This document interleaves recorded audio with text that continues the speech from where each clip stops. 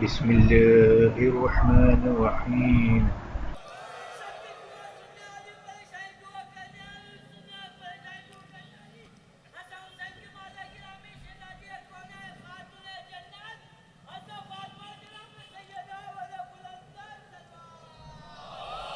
अल्लाहुम्मा सल्लि अला मुहम्मद व आले मुहम्मद अज़्ज़ुजाज कअन्नहु कौकबुन दुर्री। ये एक चमकता हुआ सितारा है और इस शजर की मिसाल जैतून की तरह है।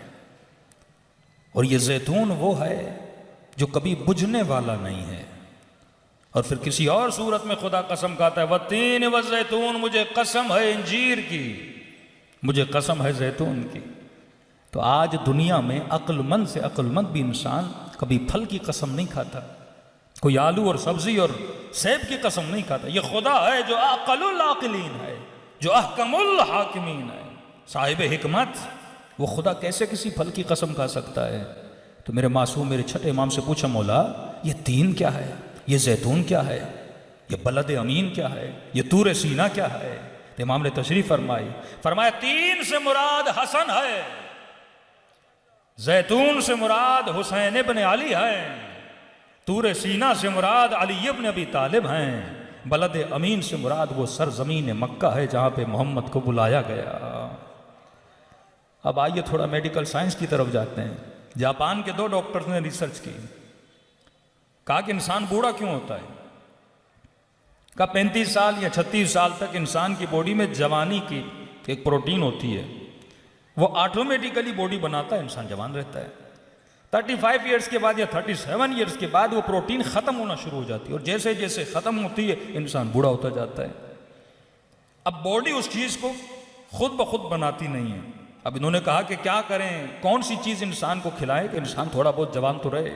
यानी वो प्रोटीन हम बदन से बाहर किसी चीज में ढूंढें और उस चीज को इंसान खाए, और उसके खाने के नतीजे में इंसान जवान दिखे, उसकी बॉडी में जो जवानी के सेल है वो जवान रहे। बड़ी रिसर्च की इन्होंने, और अल्हम्दुलिल्लाह ये दोनों डॉक्टर मुसलमान भी बने।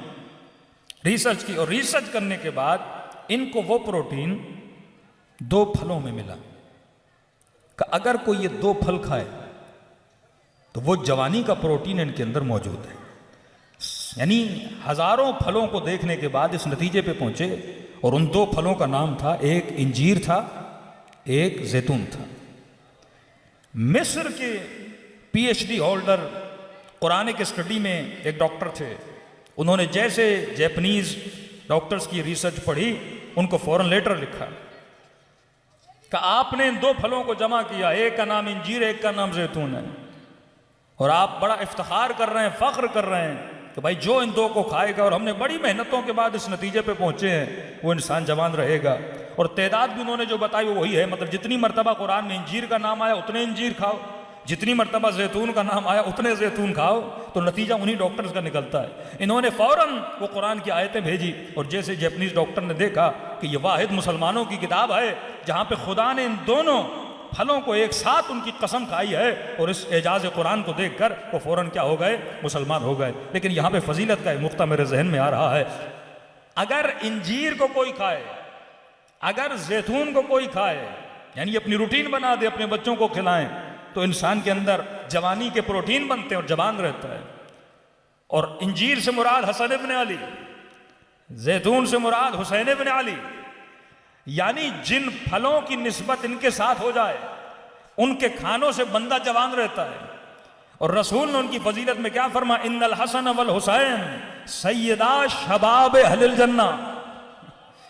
ये नहीं कहा ये जन्नत के सरदार हैं, कहा ये जन्नत के जवानों के सरदार हैं। यानी जिन फलों की निस्बत इनके साथ है उनको खाने से जिस्म जवान रहता है, और इनके साथ रहने से बंदा जन्नत में जवान होके जाता है।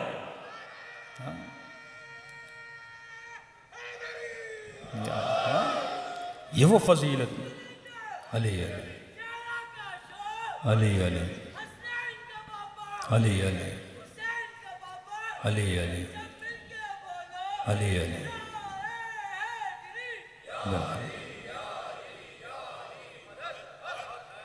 सलवात पढ़े मोहम्मद वाले मोहम्मद पे।